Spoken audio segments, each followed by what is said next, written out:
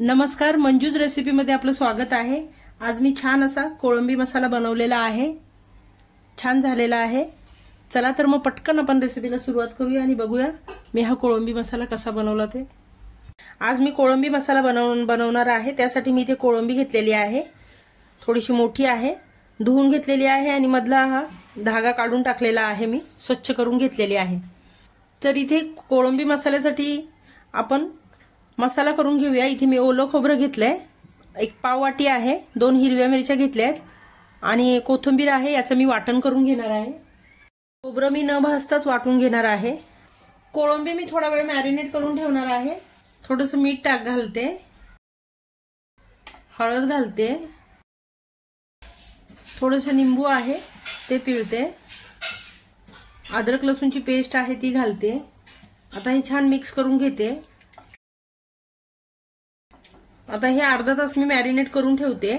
कोळंबी मॅरिनेट झालेली आहे, अर्धा तास झालेला आहे। आता एक छोटी कढई घेतलेली आहे मी, यामध्ये मी 3 चमचे इतकं तेल घालते। कढीपत्त्याची पानं आहेत ही घालते।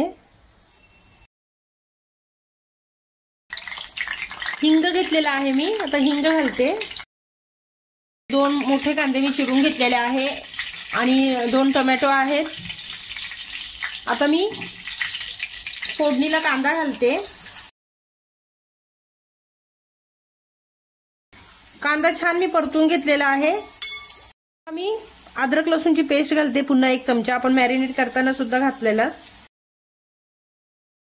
अद्रक लसूणची पेस्ट ही कांद्यासोबत मी छान परतून घेते। आता मी हे 2 छोटे एकदम टोमॅटो चिरून घेतलेले ते घालते, थोडंसं मीठ घालते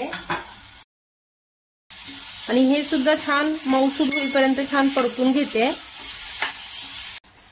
टोमॅटो मी बारीक बारीक छोटे छोटे कापलेले, त्याच्यामुळे ते पटकन मॅश झालेत, पटकन मऊ झालेत।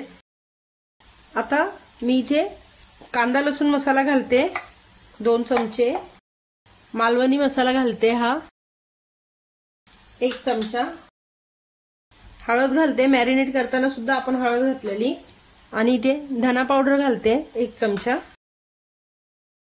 छान तेलात परतून घेते।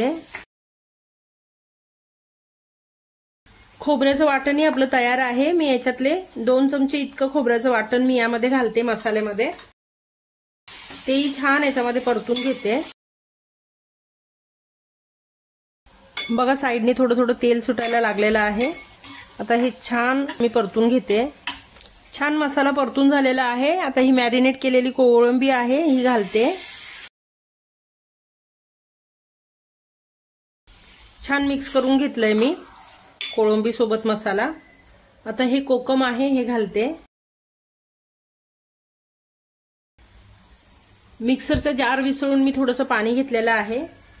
आता अगदी थोडंसं शिजण्या इतपत मी पाणी घालते। लो टू मीडियम फ्लेम करून मी हे याच्यावर झाकण ठेवते। 10 मिनिटं मी स्लो गॅसवर मस्त कोळंबी शिजून घेतलेली आहे, छान तयार झालेली आहे कोळंबी। वरतून थोडीशी कोथिंबीर घालूया, छान मिक्स करून घेऊया कोथिंबीर। आता मी गॅस बंद करते। इथे माझा कोळंबी मसाला तयार झालेला आहे। तर माझी ही कोळंबी मसाल्याची रेसिपी तुम्हाला आवडली असेल तर लाईक करा, शेअर करा, सबस्क्राईब करा। बघितल्याबद्दल धन्यवाद।